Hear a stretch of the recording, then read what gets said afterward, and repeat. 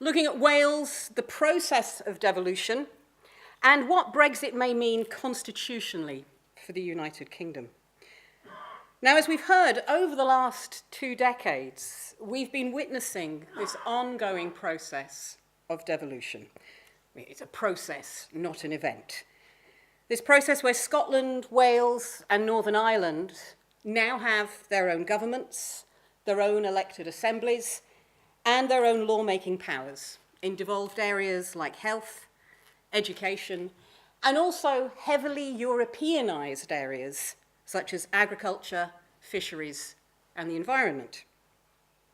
As we've heard, devolution has been asymmetric. There is not one model of devolution for the United Kingdom. The powers that each of the devolved administrations hold are different. The way that those powers are transferred is different. For example, Wales has had, up until now, a conferred model of power. So it has, under the Government of Wales Act, listed there powers, policy areas that are explicitly given to Wales to act within. Schedule 7 lists a range of policy areas, specific issues that Wales can legislate on. Scotland and Northern Ireland have a different model, a reserved powers model. They can do everything that hasn't been explicitly reserved. So even at that level, we have different approaches in that there's constitutional structure of devolution. Devolution, as we said, this ongoing process, it's in an almost continual state of flux, not only with the Supreme Court decisions that may reinterpret the underpinning legislation, but also that legislation itself.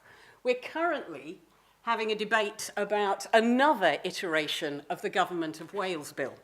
So we have a Government of Wales Act, we have a Wales Bill that is almost about to receive royal assent, but it has had a very, very bumpy process through the lawmaking channels. Now, part of what this Wales Bill will do is move Wales to the reserved powers model and away from the model that we've had over the past decade or so. Now, in these processes, there is perhaps an assumption that devolution will continue in a fairly linear fashion along a road to further and deeper devolution. Now, perhaps, but Brexit is going to challenge that.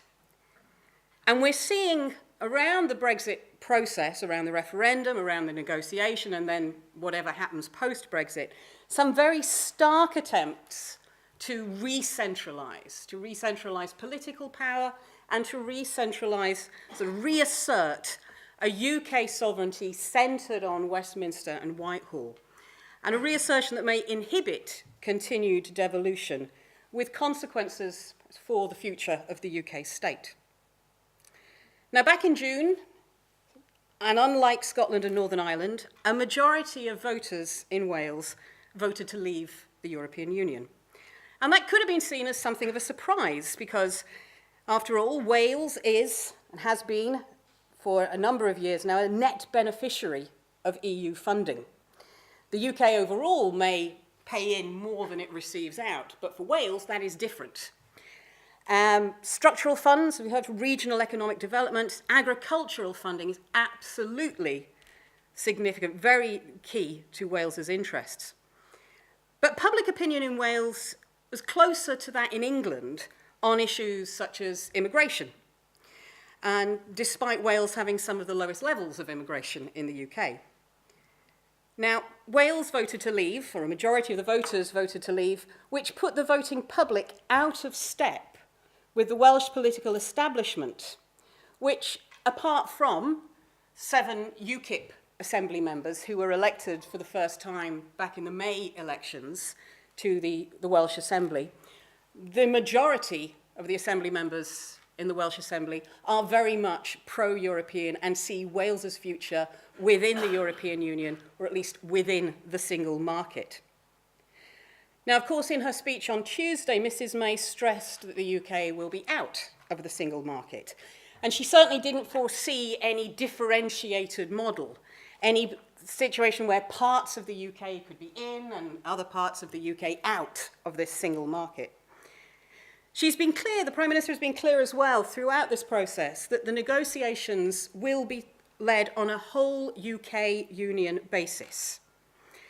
There will be fairly limited opportunities for the devolved administrations to feed into those negotiations. And there's definitely, as far as London is concerned, no role foreseen for them to have any sort of veto over any of the deals that may be done. Though we know that from within the devolved nations, from Scotland and also from within Wales, there are calls for the parliaments and the assemblies to have some say, to have some vote on the final deal, in the same way as we now know the UK Parliament will have a vote. Now, in terms of what Brexit may mean for Wales, of course, Wales may be a loser in terms of the respect of the funding that it previously received, which may not be replaced by the Treasury. It's confirmed that it will support that funding up until 2020, but there's no commitment beyond that. So whilst it may be a loser in those terms, it may be a winner in terms of new powers that may come to it. And Michael has highlighted some of these already. Because the ongoing process of devolution, the devolution of powers away from London to Cardiff to Edinburgh and to Belfast, has to date taken place within the context of the UK's membership of the EU. And EU law has set important parameters around how the devolved nations exercise their powers. And that limits the degree to which law across the UK can diverge. So in those areas which have been devolved but are also Europeanised, such as agriculture, environment, and fisheries, the devolved nations are essentially implementing decisions taken elsewhere. Now, according to the current devolution legislation, once the UK leaves, those powers go to the devolved. And they will now have the scope to exercise those in a more independent and autonomous way than before. So Wales may get new powers, and it may be able to develop its own policies in a way that it hasn't been able to before. But that said, unless it also gets the financial resources to run them, it's not going to be much of a win. Alternatively, these powers may not go to Wales at all, but they may be taken back to Westminster. They may be re-centralised. The Prime Minister's speech on Tuesday touched on the issue of the repatriation of powers, and she mentioned needing to ensure that the right powers are returned to Westminster, with the right powers returned or passed on to the devolved administrations of Scotland, Wales, and Northern Ireland. And in that, perhaps there is at least an acknowledgement that powers won't necessarily automatically return to Westminster. But she did say that there would be no new barriers to living and doing business within the UK's union. Now, one of the consequences of EU membership is that the requirements set at an EU level to ensure that there is the free movement of goods and the free movement of workers and the free movement of services apply to regulators within the UK. And it applies to them in Scotland, Wales, England, and Northern Ireland. So they minimise those opportunities for divergence that could emerge. So the UK's own economic union, its own internal market, is sustained by the EU's internal market and its rules on free movement.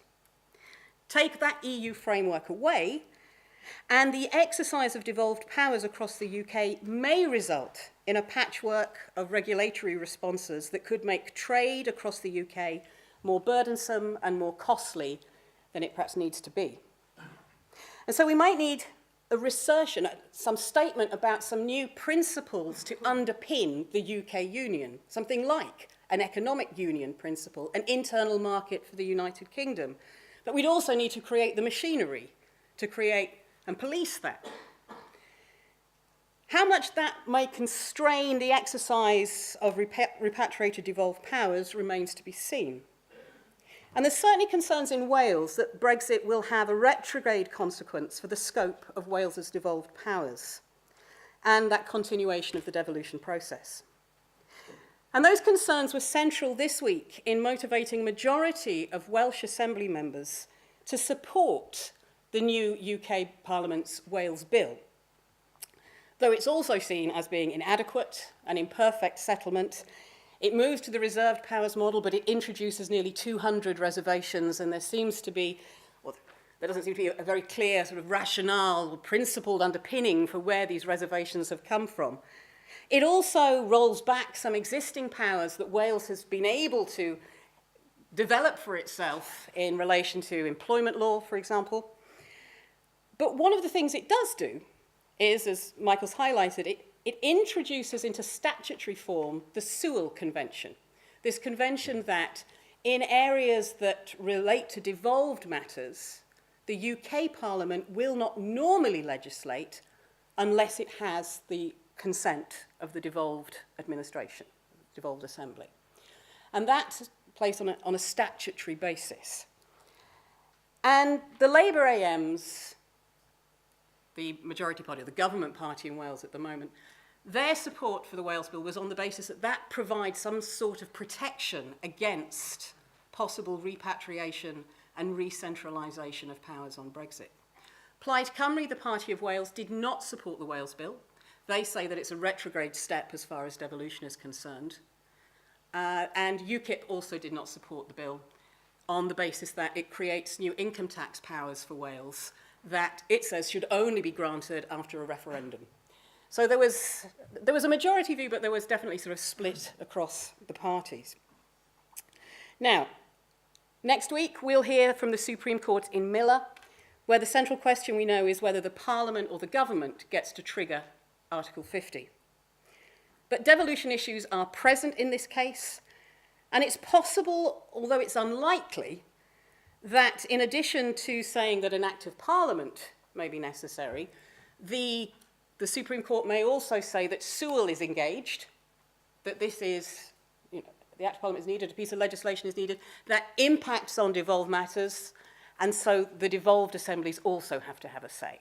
Now, Scotland and Northern Ireland, some voices in Northern Ireland have called for that. Wales hasn't. Wales also intervened, but they said, they didn't call for the vote. What they said is, you will be changing our powers by doing this. You will be changing the scope of our competences by taking us out of the European Union. You shouldn't be able to do that by royal prerogative. You should only be doing that through an Act of Parliament. So Wales's intervention was to support the Parliament's position rather than to call for the Welsh Parliament, the Welsh Government to have a say in that way. But we'll find out next week where this takes us. Now, from the perspective of devolution and the future of our constitution, it may be that the court comes up with a radical, robust reading of the devolution settlements that give these powers to the devolves. But that's probably quite unlikely. But we may see a more sort of traditional, conventional view of the UK's constitution, and one that may be legally correct, but one which may not be perceived as sort of legitimate as far as the devolved administrations and their experiences may see it.